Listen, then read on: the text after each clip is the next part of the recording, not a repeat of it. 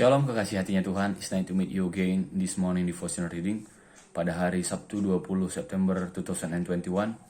Hope all of you still blessed. Hari ini saya akan bagi renungan dari Renungan Warung Sate Kamu yang berjudul Dia Mengisi Kekosongan Kita. Renungan ini diambil dari Yohanes 10 ayat 1-10. Saya akan bacakan untuk teman-teman sekalian. Beginilah firman Tuhan.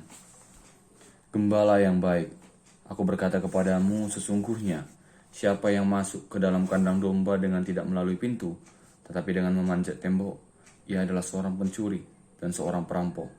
Tetapi siapa yang masuk melalui pintu, ia adalah gembala domba. Untuk dia, penjaga membuka pintu dan domba-domba mendengarkannya suaranya, dan ia memanggil domba-dombanya masing-masing menurut namanya dan menuntunnya keluar.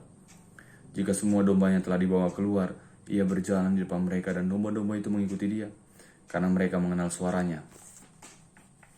Tetapi seorang asing pasti tidak mereka ikuti, malah mereka lari daripadanya, karena suara orang-orang asing tidak mereka kenal. Itulah yang dikatakan Yesus dalam perumpamaan kepada mereka, tetapi mereka tidak mengerti apa maksudnya. Ia berkata demikian kepada mereka. Maka kata Yesus sekali lagi, aku berkata kepadamu, sesungguhnya akulah pintu ke domba-domba itu. Semua orang yang datang sebelum aku adalah pencuri dan perampok, dan domba-domba itu tidak mendengarkan mereka. Akulah pintu, barang siapa masuk melalui aku, ia akan selamat dan ia akan masuk dan keluar menemukan padang rumput. Pencuri datang hanya untuk mencuri dan membunuh dan membinasakan. Aku datang supaya mereka mempunyai hidup dan mempunyai dalam segala kelimpahan.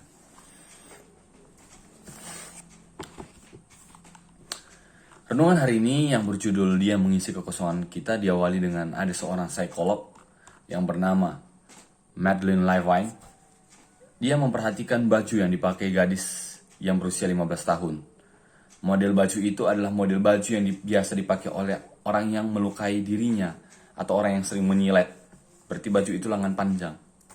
Dimana ketika psikolog ini melihat tangan atau lengan daripada gadis ini, dia menulis tulisan empty yang artinya kosong. Dimana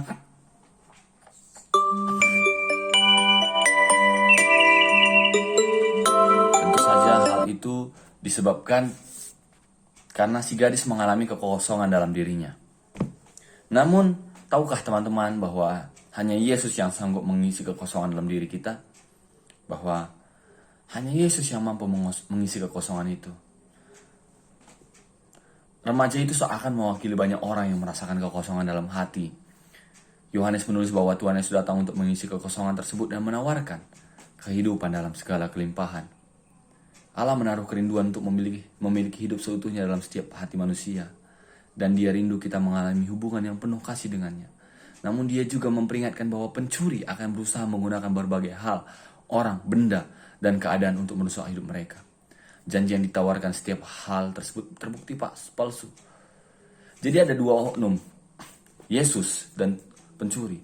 Yesus menawarkan hidup yang bahagia, sedangkan pencuri datang untuk mencuri kebahagiaan itu. Kita pilih mau datang sama Yesus atau membiarkan hati kita dimasuki oleh pencuri. Hanya Yesus yang dapat mengisi ruang kosong dalam hati kita dengan kehidupan sejati. Jika hari ini kamu merasa kosong, berserulah kepadanya. Jika kamu mengalami pergumulan yang serius, mintalah bantuan dan nasihat dari orang yang kompeten dan dewasa dalam iman. Hanya Kristus yang menyediakan hidup seutuhnya yang berkelimpahan. Itulah hidup penuh makna yang dapat kita temukan dalam dia. Ditulis oleh Marvin Williams. Sini ada pertanyaan. Dalam pencarian kamu akan makna dan kesenangan hidup, hal apa saja yang telah membuat kamu kecewa?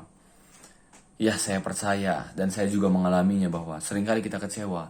Mungkin sama orang tua, sama saudara kita, sama dosen kita, sama guru kita, sama teman-teman kita. Hal itu adalah hal-hal yang manusiawi. Namun, bagaimana Tuhan Yesus telah membuat kamu hidup berkelimpahan? Saya pribadi, ketika mengenal Tuhan Yesus, saya mulai take video, saya mulai saat teduh, saya mulai membaca firman Tuhan.